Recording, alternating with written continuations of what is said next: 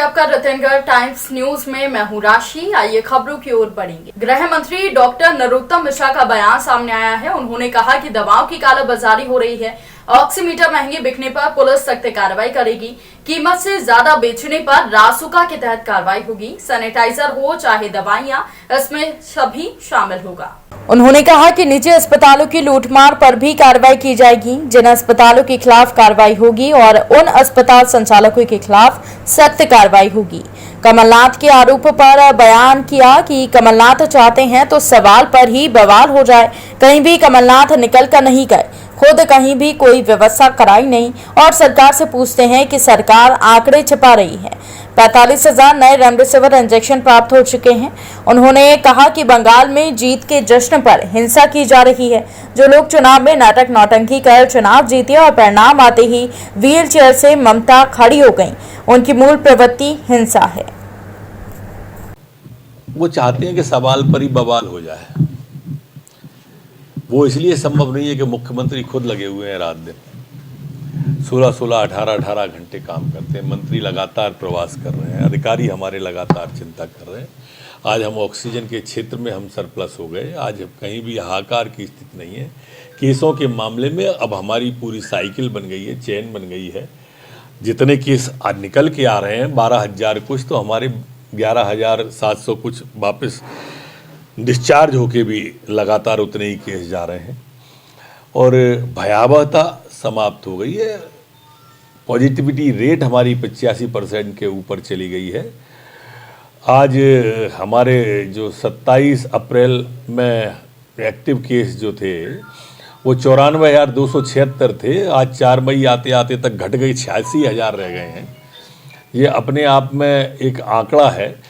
और हम देखें, आप अगर 4 मई को हम जो है ना 19% पे आ गए हैं, जबकि 15 दिन पहले यही हमारा जो था 26% तक पहुंच गया था पॉजिटिविटी रेट का। तो वो हमने पूरी की पूरी संभाल ली है।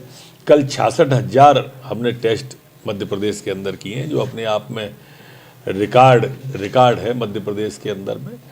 अब हमारे होम आइसोलेशन में 61,653 केस बचे हैं और ग्रामीण क्षेत्रों में भी होम आइसोलेशन में हमारे 99% मरीजों को किट दे दिए, हेल्थ के ब्रोशर दे दिए, घर घर उपलब्ध करा रहे हैं, दवाइयाँ घर घर उपलब्ध करा रहे हैं।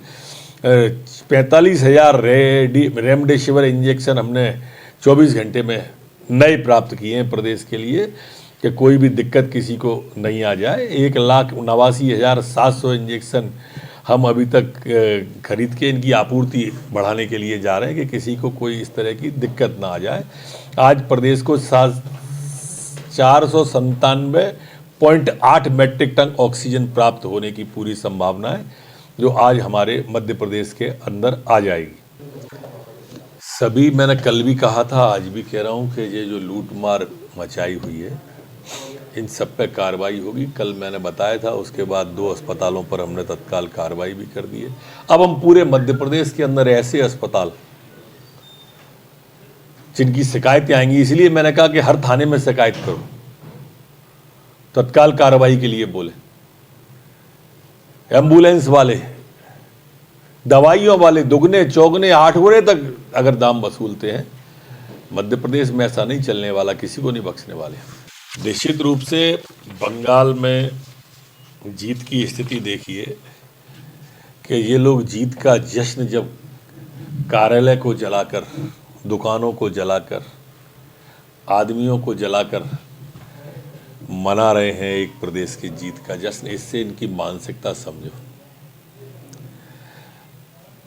हम सबको सोचना चाहिए एक हिंसक प्रवृत्ति के लोगों के बारे में।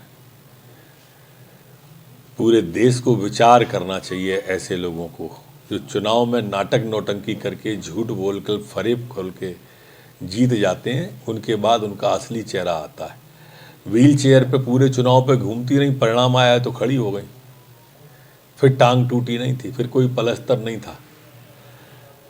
मूल स्वभाव हिंसा का है। अब जैसे ही अवसर मिला, प्रवृत्ति सामने आ गई।